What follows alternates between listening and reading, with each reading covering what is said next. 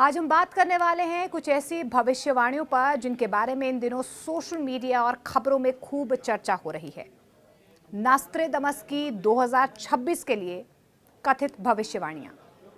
हर नया साल उम्मीद और सवाल दोनों लेकर आता है, इसलिए आज हम सरल भाषा में समझेंगे कि क्या कहा जा रहा है, क्यों कहा जा रहा है, क्यों ये चर्चा हो रही है और इसका मतलब क्या हो सकता है। नास्त्रेदमस की कथित भविष्यवाणियां।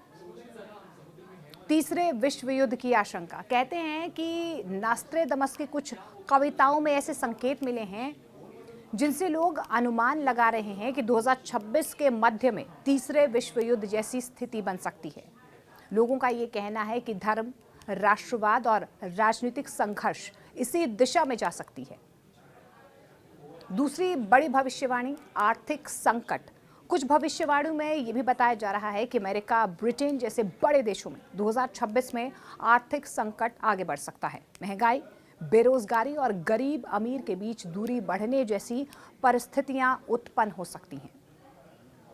इसके अलावा समुद्र में बहुत बड़ा संकट। जी हाँ, कुछ विशेषज्ञ ये भी दावा कर रहे हैं, उनका ये भी मानना है कि समुद्र से जुड़ी कोई बड़ी घटना जैसे कि बड़े जहाज का डूबना या समुद्री तनाव दुनिया की राजनीति को प्रभावित कर सकता है।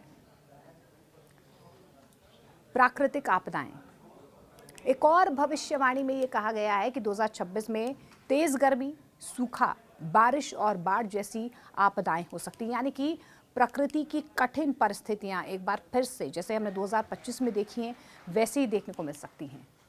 एआई का दबदबा बढ़ सकता है। जी हाँ, ऐसा भी कहा जा रहा है कि आर्टिफिशियल इंटेलिजेंस यानी कि एआई 2026 में अब सिर्फ साधारण मददगार तकनीक नहीं रहेगी, बल्कि कई निर्णय लेने में मानवों से ऊपर नजर आ सकती है। ये तो पहले भी कहा जा रहा है। और लोगों का ये भी मानना है कि धीरे धीरे एआई का नियंत्रण इंसानों से ज्यादा हो सकता है। परमाणु हमले का डर। कुछ लोग नास्त्रेदमस के संकेतों को परमाणु हमले या अंतरिक्ष कार्यक्रमों में बड़ी कठिनाइयों से भी जोड़ रहे हैं। हालांकि इसके बारे में कोई साफ वैज्ञानिक प्रमाण नहीं है। अनाज और गेहूं की कीमतें बढ़ सकती हैं। जी हाँ, सोशल मीडिया पर यह भी दावा किया जा रहा है कि नास्त्रेदमस ने पहले से संकेत दिए थे कि भोजन और अनाज के दाम बढ़ेंगे, जो रोजमर्रा की जिंदगी पर असर डाल सकता है। ध्यान देने वाली बात यहाँ पर यह है, और आपको याद भी रखना होगा कि नास्त्रेदमस की कई भविष्यवाणियां वास्तविक नहीं हैं और सीधे तौर पर 2026 का उल्लेख उन्होंने अपने मूल ग्रंथ में नहीं किया था।